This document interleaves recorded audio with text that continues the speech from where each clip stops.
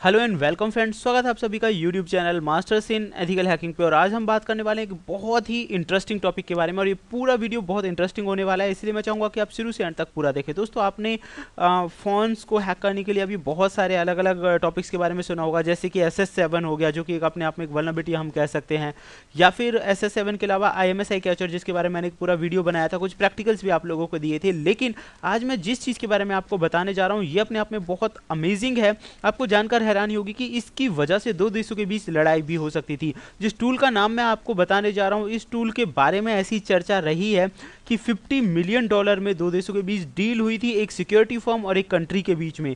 तो ये बहुत ही सेंसिटिव टूल है।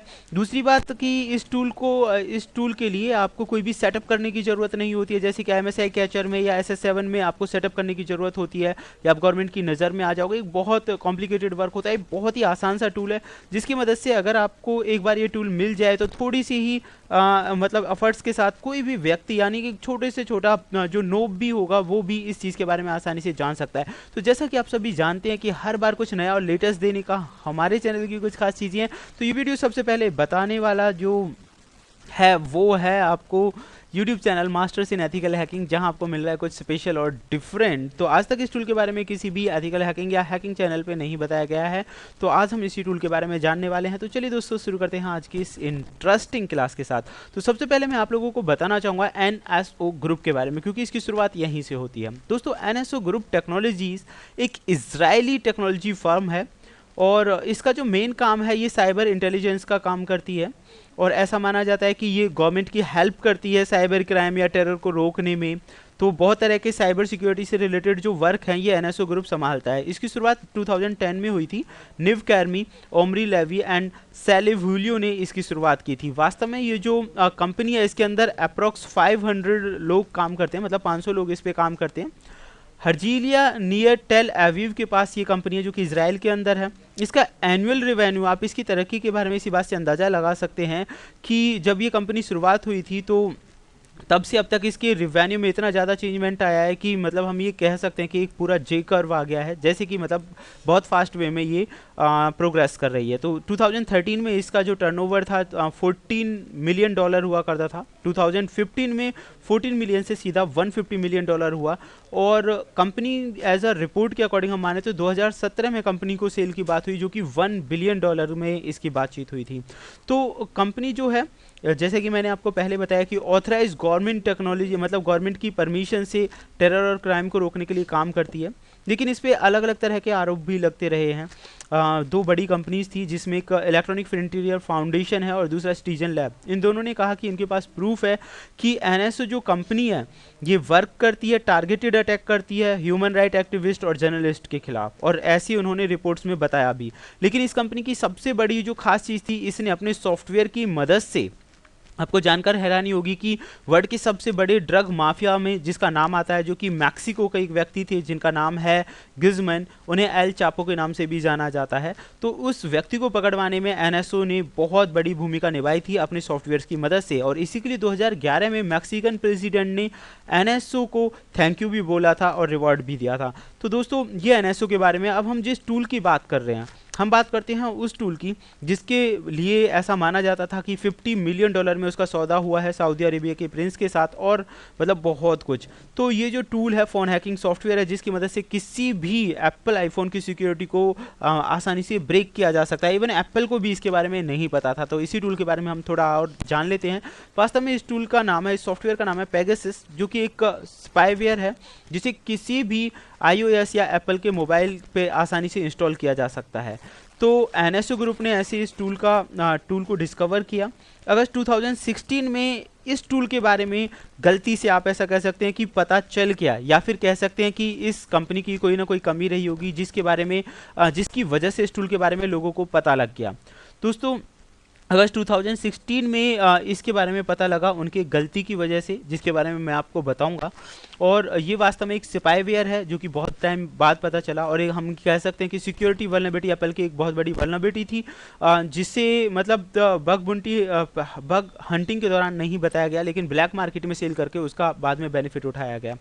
पेगासस जो ये सॉफ्टवेयर है, मैं आपको बता दूं, किसी भी एंड्रॉयड फ़ोन में, किसी भी आईफोन में आने के बाद क्या कर सकता है। टेक्स्ट मैसेजेस को रीड कर सकता है, लोकेशन के बारे में पता लगा सकता है, कॉल्स को ट्रैक कर सकता है, पासवर्ड्स कलेक्ट कर सकता है, ऐप्स के इस्तेमाल के ऐप का इस्तेमाल कर सकता है कोई भी।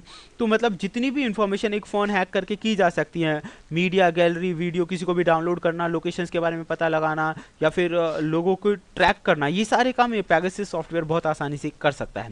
एप्पल का वर्जन 9.3.5 जब रिलीज हुआ था उससे सिर्फ 10 दिन पहले इस वल्नरेबिलिटी के बारे में पता चला और लोग इसके बारे में मतलब जानकर हैरान हो गए कि ये सबसे ज़्यादा सोफेस्टिकेटेड स्मार्टफोन अटैक था अब तक के इतिहास में। और आईफोन की हिस्ट्री में ये पहली बार ऐसा हुआ था कि इसकी मदद से रिमोटली जेल ब्रेक जो एक्सप्लॉइट है आसानी से किया जा सकता था। मतलब रिमोटली जेल ब्रेक, एप्पल की सिक्योरिटी को ब्रेक करना आईफोन के इतिहास में ऐसा पहली बार हुआ।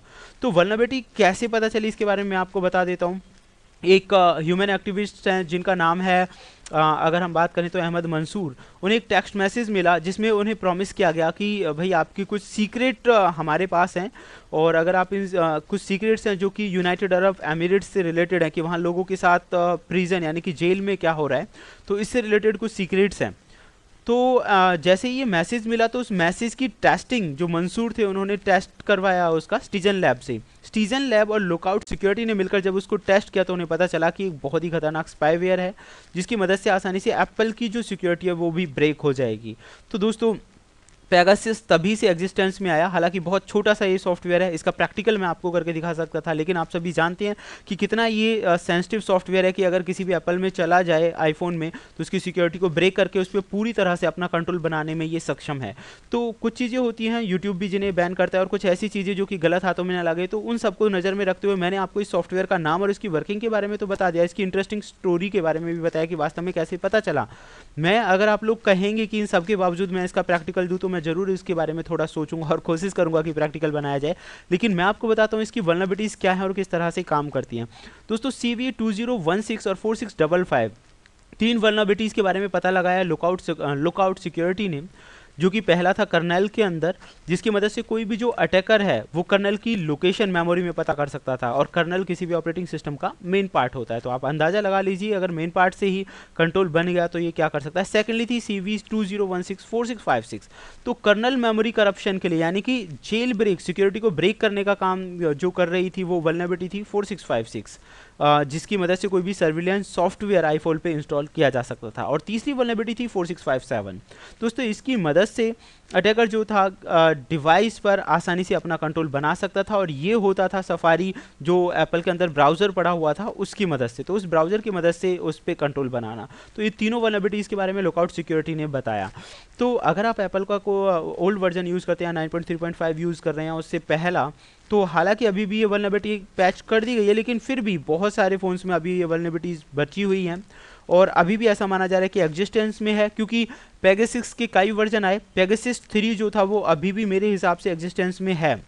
एंड सेकेंडली अगर आप आईफोन यूज़र्स हैं तो मैं आपको डेफिनेटली कहूँगा कि आप अपने आईफोन को अभी चेक करें। लुकआउट सिक्योरिटी का ऐप आप जो कि गूगल प्ले स्टोर से आसानी से डाउनलोड कर सकते हैं, वहाँ से ही आप लुकआउट जो सिक्योरिटी जो कि स्क्रीनशॉट में आपको दिखाएगा ये अपने फ़ोन में इंस्टॉल करें और ये आपको बता देगा कि आपका जो फ़ोन है हैकेबल है या नहीं है, उसके अंदर ये वल्नरेबिलिटी है या नहीं है। तो दोस्तों प्रैक्टिकल के बारे में अगर आप कहेंगे तो मैं सोचूंगा प्रैक्टिकल वीडियो बनाऊँ, लेकिन ये था हमारा आज का इंटरेस्टिंग वीडियो जिसमें मैंने आपको एक बहुत ही अलग और यूनिक चीज़ के बारे में बताया। बाकी डिपेंड करता है आपके कमेंट्स के ऊपर। और प्लीज़ यार सब्सक्राइब करें, ज़्यादा से ज़्यादा शेयर करें ताकि लोगों को ऐसी बेहतरीन इन्फॉर्मेशन मिलती रहे। थैंक यू फ्रेंड्स, सब्सक्राइब करना ना भूलें YouTube channel Masters in Ethical Hacking को। Thank you, good bye.